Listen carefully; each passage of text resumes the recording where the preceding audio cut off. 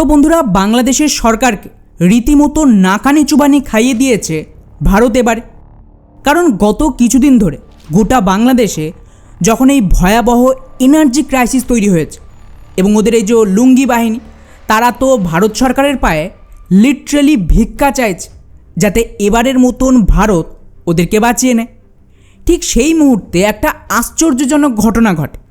ভারত সরকার বাংলাদেশকে সাহায্য করা তো দূর, উল্টে ভারতের সবচেয়ে খতরনাক এক হ্যাকিং ফোর্স, নাম হলো নাইট হান্টার, তারা কি করে, বাংলাদেশ সরকারের ওপর সাইবার অ্যাটাক করে দিয়েছে।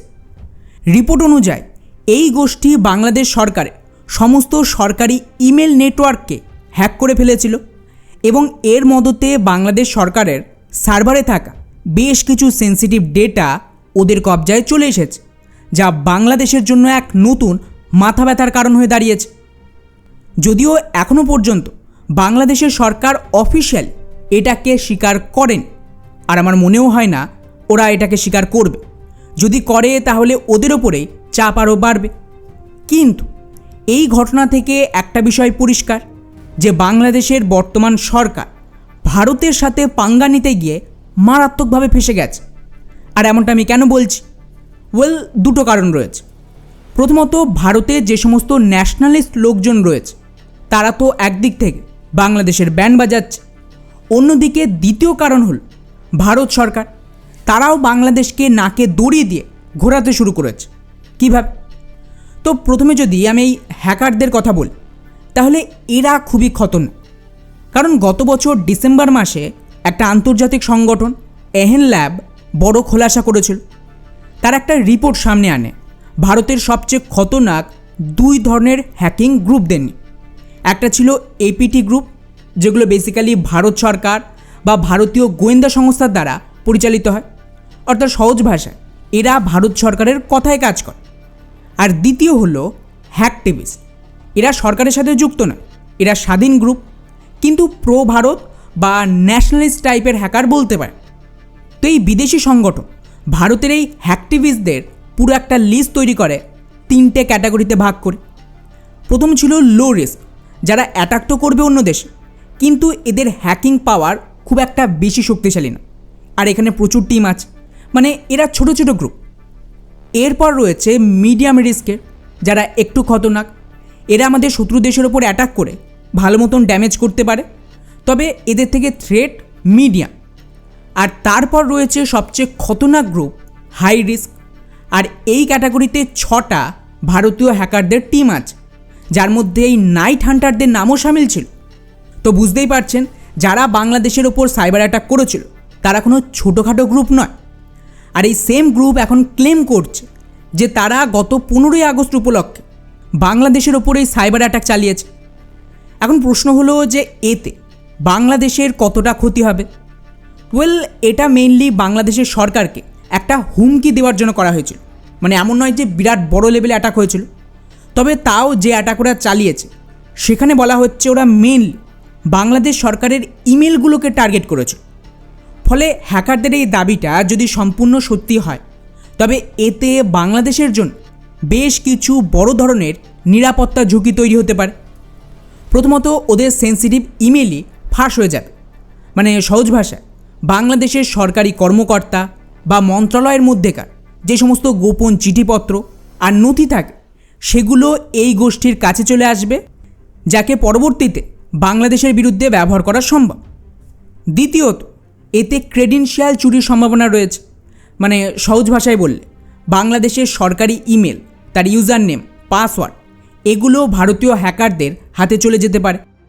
আর এর থেকে তৃতীয় আরেকটা থ্রেট তৈরি হচ্ছে ফিশিং হামলা। এটা কি জিনিস? তো যেহেতু এই হ্যাকারদের কাছে বাংলাদেশের সরকারি মেল, পাসওয়ার্ড এগুলো রয়েছে, তো এটাকে ব্যবহার করে ওরা এই সরকারি ইমেল অ্যাকাউন্ট থেকে অন্য কোনো গুরুত্বপূর্ণ সরকারি দপ্তরে ভুয়ো ইমেল পাঠিয়ে দেবে। আর যদি ওই সরকারি দপ্তরের কেউ এই ইমেলকে খোলে, তাহলে কিন্তু অটোমেটিক্যালি তাদের সার্ভারেও এই হ্যাকারদের ম্যালওয়্যার চলে আসবে, যা ওরা জানতেও পারবে না। এবং ভবিষ্যতে যখন আরও বড় অ্যাটাক করতে হবে বা অন্য কোনো দপ্তরে অ্যাটাক করবে, তখন এই ম্যালওয়্যার কাজে আসবে। ফলে ওভারঅল বাংলাদেশ এখানে ফেঁসে গেছে। কিন্তু উল্টো দিকে এই একই সময় ভারত সরকারও বাংলাদেশের গালে কষিয়ে একটা থাপ্পড় দিয়েছে।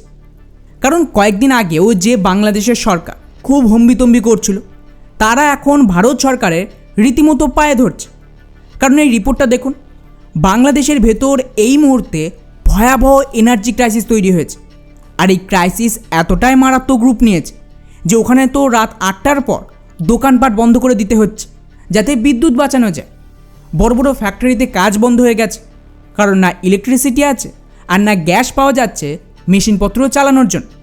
গোটা দেশের বড় বড় শহর, এমনকি ঢাকার মতন শহরে 10 ঘন্টা করে কারেন্ট থাকছে না, রান্নার জন্য গ্যাস পাওয়া যাচ্ছে না, মানে রীতিমতো এমার্জেন্সি তৈরি হয়েছে। ব্যাস, বিপদে পড়লেই বাপের কথা মনে পড়ে। বাংলাদেশের ক্ষেত্রেও তাই হয়।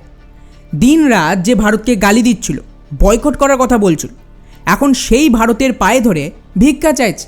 কেন? কারণ বাংলাদেশের এখন আরও ডিজেল চায়, অতিরিক্ত বিদ্যুৎ চায়। আর এই সমস্ত না চীন দিতে পারবে আর না পাকিস্তান। তো একমাত্র ভরসা কে? ভারত।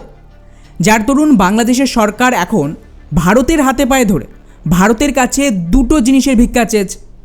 প্রথমত, ভারত আর বাংলাদেশের মধ্যে এই যে ফ্রেন্ডশিপ পাইপলাইন আছে, সেখান দিয়ে ভারত যেন অতিরিক্ত ডিজেল পাঠায়।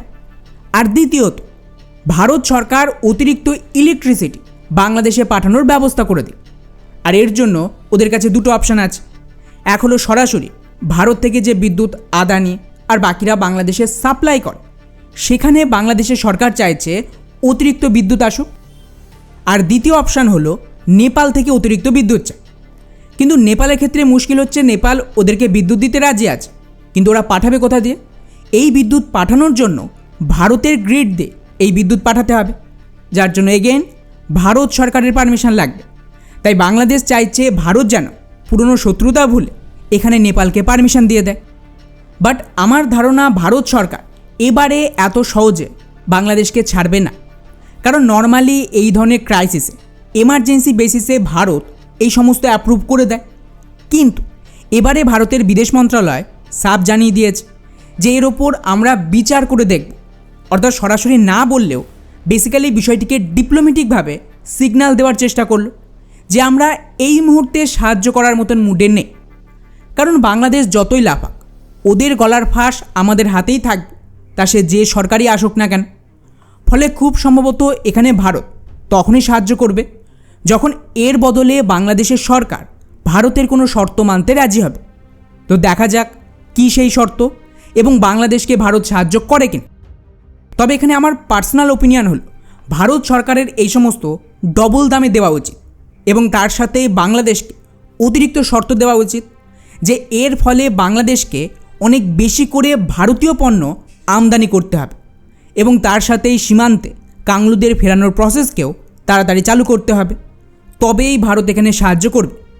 আর বাংলাদেশ তো ফেঁসে গেছে, যদি ভারত সাহায্য না করে তাহলে গোটা দেশটাই বরবাদ হয়ে যাবে।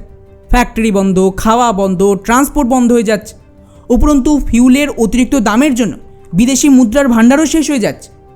এখন আপনারাই বলুন, বাংলাদেশের সরকার কাকে ছেড়ে কাকে বাঁচাবে? আর এটাই হয় বাপের সাথে পাঙ্গা নিতে গেলে। বাকি এই পুরো বিষয়টিকে নিয়ে আপনাদের কী মনে হয়? ভারতের কি বাংলাদেশকে সাহায্য করা উচিত, নাকি এই সুযোগে কড়া ব্যবস্থা নেওয়া উচিত? নিচে অবশ্যই কমেন্ট করে জানাবেন। জয় হিন্দ।